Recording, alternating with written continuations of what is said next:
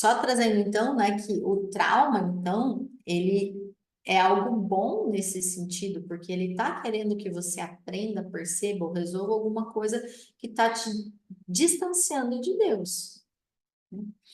E aí a gente entra naquela corrida, né, de falar, meu Deus do céu, então eu quero curar esses traumas, porque eu quero curar, a frase que a gente mais usa, né? Eu quero curar isso daqui, que é um incômodo, que é um desconforto, que é ruim.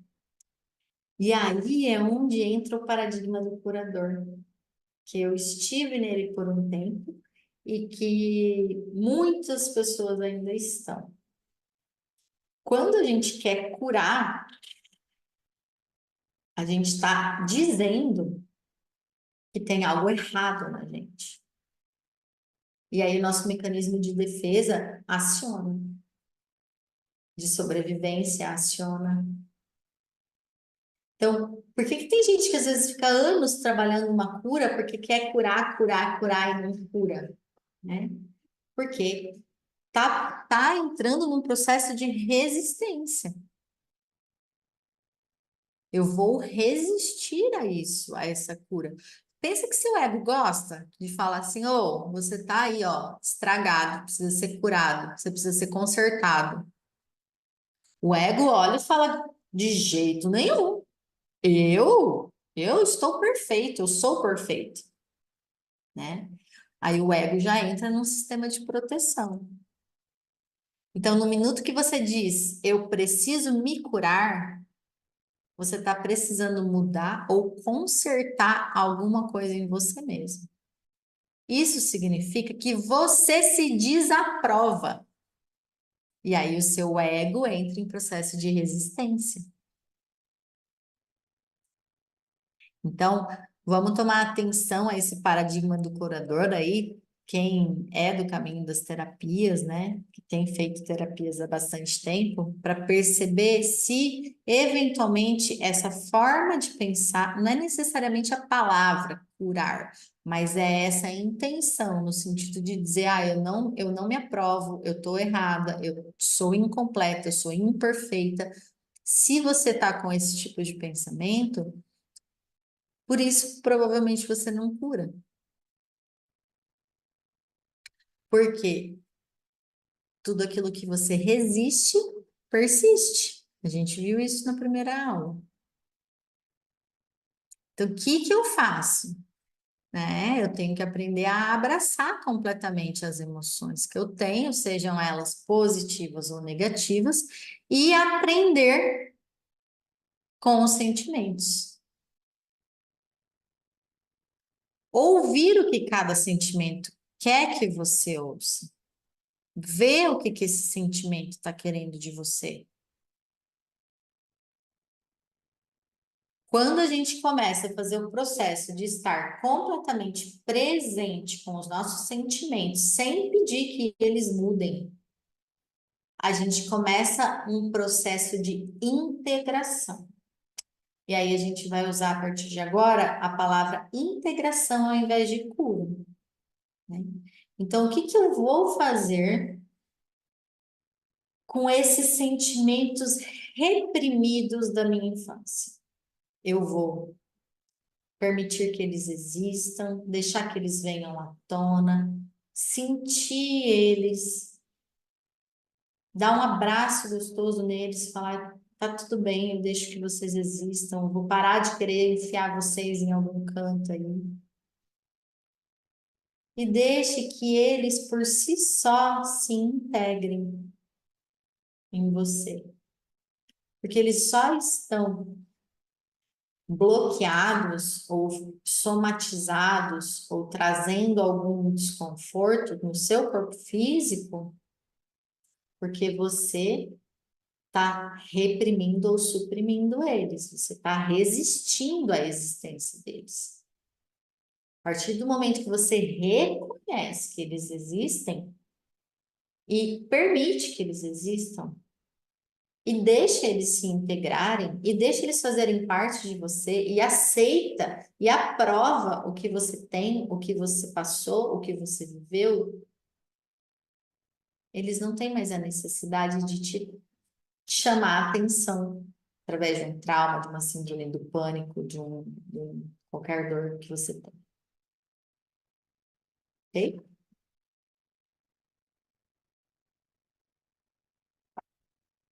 Então, aí, como eu prometi, a gente vai trabalhar aqui, né, a diferença de emoções e de sentimentos.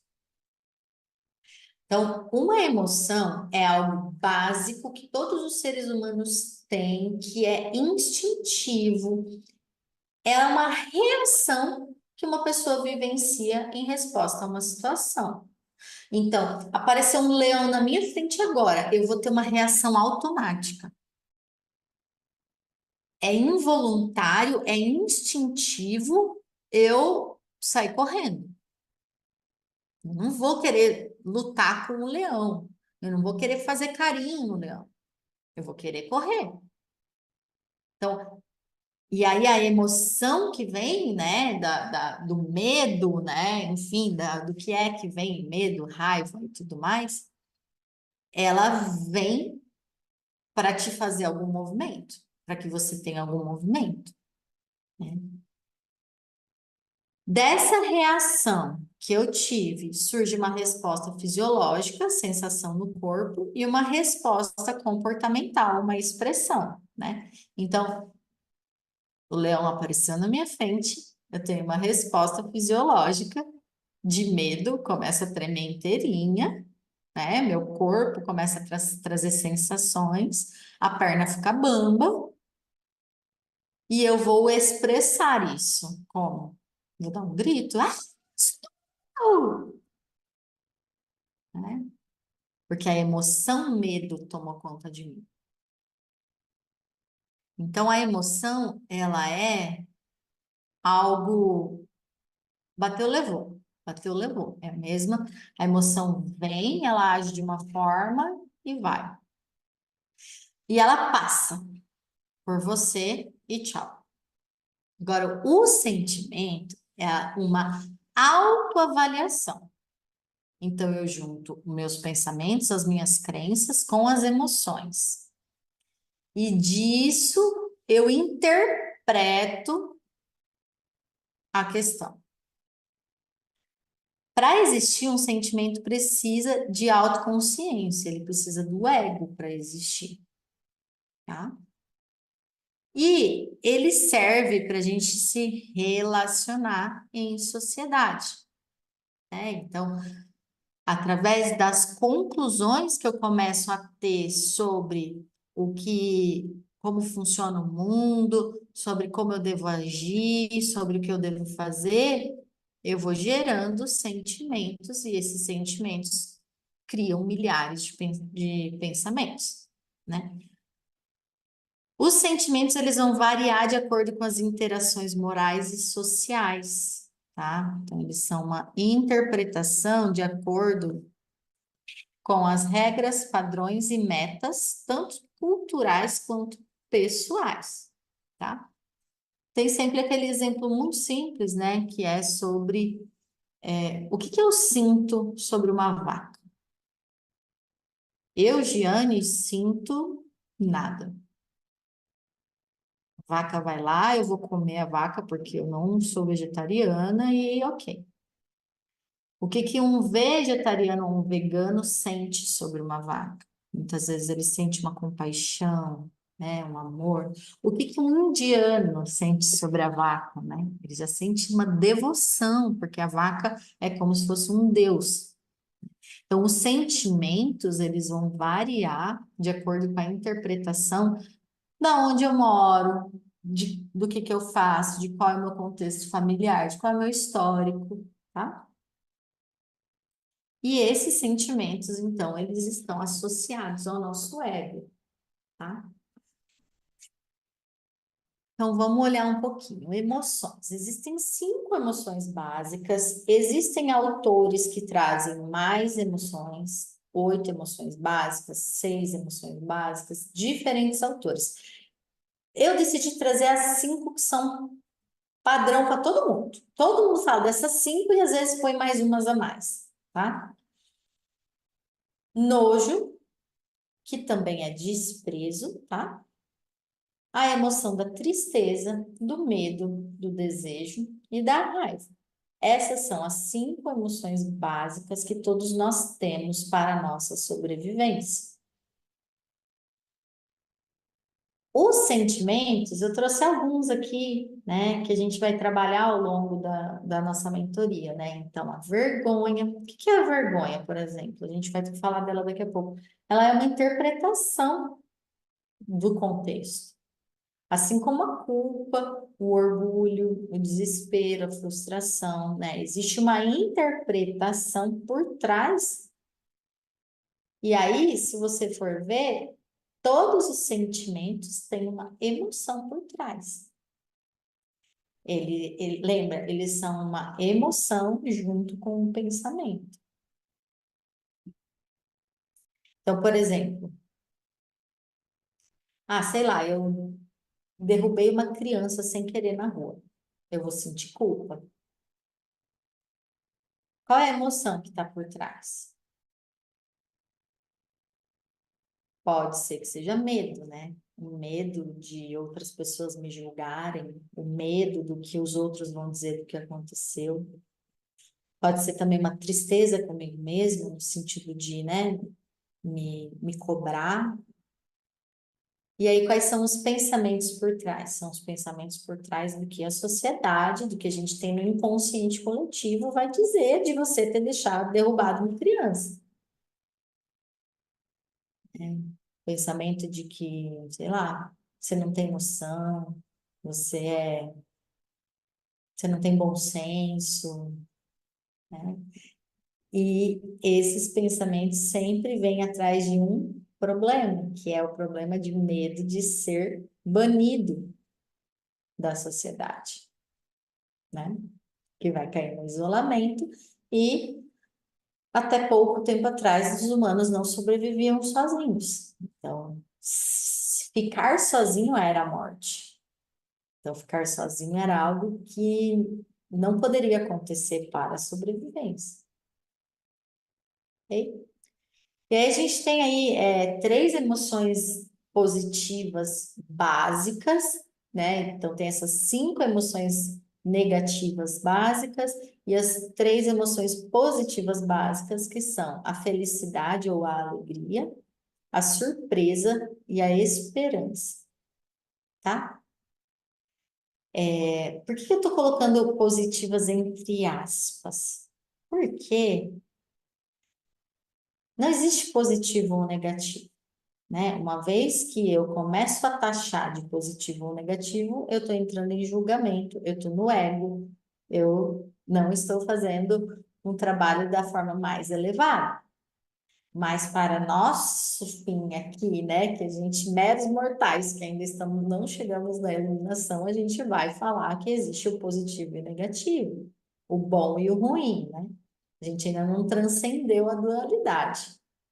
Mas por isso que eu sempre coloco entre aspas, para você não esquecer, né? Que esse bom e mal, esse julgamento, isso tudo são coisas a serem trabalhadas também ainda.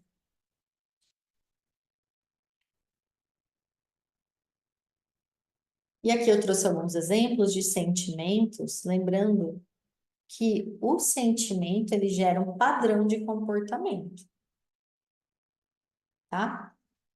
Então, como eu reagi a algo que aconteceu, eu criei um pensamento, um sistema de crenças a respeito daquilo, com uma emoção acoplada, e eu vou passar a agir de determinada forma por conta daquilo, né? Então, o cara que sofreu um acidente de carro, ele criou um monte de pensamentos sobre como é perigoso andar de carro, ele tem o sentimento de medo. E qual é o comportamento dele? Não andar de carro, não dirigir um carro. Então, quando a gente vai se observar, a gente normalmente se observa pelo comportamento. Tem tal comportamento em mim que eu não gosto. Eu não gosto de eu ter preguiça de fazer exercício físico. Isso me incomoda, é uma coisa que eu quero mudar. Então, eu tenho um padrão de comportamento. Aí a gente vai olhar para qual foi o sentimento, qual foi os pensamentos que eu tive que estão me fazendo ter esse padrão de comportamento, né? Vai trabalhar a liberação disso daí. E aí, como a gente já falou na aula 1 também, eu posso escolher trabalhar um sentimento que está no meu corpo, que eu posso olhar para ele, acolher ele, transmutar, integrar ele, ou eu posso ficar por bastante tempo trabalhando os pensamentos, né? Porque os pensamentos são milhares, e sistemas de crenças também. E os sistemas de crenças, por mais que exista uma raiz, existem às vezes mais de uma raiz, né? Então, é um complexo bem brincado ali que traz mudanças, sim, né? Mas pode demorar mais porque pode demandar mais trabalho. Então, aqui só alguns padrões de comportamento, ou alguns sentimentos para vocês verem, exemplos, né? Eu estou anexando para vocês o material da Elaine Urives, que tem 450 sentimentos. Então, ela, no mapeamento que ela fez, existem 450 sentimentos. Aí eu vou anexar para vocês verem, só para vocês terem noção do tanto que esse universo é bem grandão, né? Então, quando a gente vai trabalhar o nosso corpo emocional, a gente vai trabalhar domínio emocional e ressignificação de sentimentos, tá? Não é controle emocional, é domínio emocional, tá? Domínio emocional é eu estar consciente das minhas emoções, eu observar os momentos em que elas dispararam e eu aprender a expressar elas de forma controlada, né? Então, quando criança, se eu sinto frustração porque minha mãe me deu uma bala, eu me jogo no chão, eu grito, eu choro, eu berro, eu faço um escândalo. Essa criança está expressando suas emoções? Tá. É melhor do que reprimir? É. Mas ela não está expressando de forma controlada. Então, ela precisa de um adulto trazer para ela a regulação para que ela aprenda a se regular. Então, eu senti raiva nesse momento, né? Eu vou prestar atenção nessa raiva, eu vou deixar essa raiva fluir por mim, eu vou deixar que ela aconteça, mas sem sair quebrando vaso na parede, tá? Então, domínio emocional é eu conhecer esses sentimentos, essas emoções, estar tá consciente de tudo que está acontecendo. Aí a gente tem o autoconhecimento de eu observar os momentos de disparo. Então, por exemplo, poxa, todo dia na hora que eu recebo uma chamada que o número vem de Belém do Pará, meu coração dispara anormalmente. Eu entro como se fosse num estado de ansiedade. Tem alguma coisa estranha aí, né? Então a gente tem que observar os momentos em que algumas emoções aparecem. Poxa, tem um padrão de comportamento. Toda vez que eu recebo uma ligação com esse DDD, me dá essa sensação, né? E aí eu vou trabalhar os traumas para liberar os traumas e também preciso aprender a expressar os meus sentimentos e emoções de uma forma mais controlada, né? Então, eu entrar e começar a passar mal descontroladamente, né? É algo que precisa ser olhado, é um trauma que precisa ser trabalhado. Mas se é algo que não, eu já percebi, não tem nenhum padrão, mas beleza. Mas às vezes, dependendo de onde vem, eu sinto uma. Quando o telefone toca, eu sinto uma ansiedade, o coração bater, tá? Então, sente essa ansiedade, deixa ela existir em você, não sai, não joga ela fora, né? Não reprime ela, não suprime. Aprenda a expressar, que é o que a gente está aprendendo a fazer aqui. Além de ter domínio emocional, é importante a gente ter o que eu acabei de dizer, né, que é a ressignificação de sentimentos. Então, isso é um processo terapêutico. Quando a gente compreende quais as associações que a gente fez entre uma situação que criou um pensamento e uma emoção. A partir disso, a gente pode reinterpretar, inclusive, algumas situações de vida, e essas situações não geram mais as emoções, ou gerarão a emoção bem menor. E aí o sentimento muda. Então, o processo terapêutico proposto aqui, né, que a gente faz, dentro da teoria que eu estou trazendo para vocês da liberação psicossomática, a gente vai aprender não só esse domínio emocional, que é muito o que David Hawkins ensina, mas também, quando necessário, eu vou ensinar vocês a voltar no tempo e entender qual foi a associação que você fez na situação que você viveu, que está fazendo você ter um determinado padrão de comportamento agora. E aí, quando a gente trabalha, por exemplo, cura da criança interior de Jung, a gente faz justamente isso, a gente volta na nossa infância, vamos lá no dia que o carro bateu, vamos revisar aquilo, vamos ressignificar o que aconteceu na nossa infância, para que, a partir de agora, seja diferente a realidade do que eu estou sentindo. Ok? Então, esse é um pouco do trabalho que a gente vai fazer aqui, tá? Começando mais com o domínio emocional, que eu acho que é a parte fundamental para trabalhar realmente o esvaziar, e a ressignificação de sentimentos, no caso de traumas, de quem tem traumas mais sérios, né? Mais profundos. Então, agora a gente vai finalizar essa aula e eu vou trazer para vocês a próxima aula, em que a gente vai falar, então, de algumas das emoções e sentimentos principais que estão na tabela Hawkins, para que a gente aprenda, começar a aprender a expressar e como lidar com elas, ok? Gratidão, até a próxima.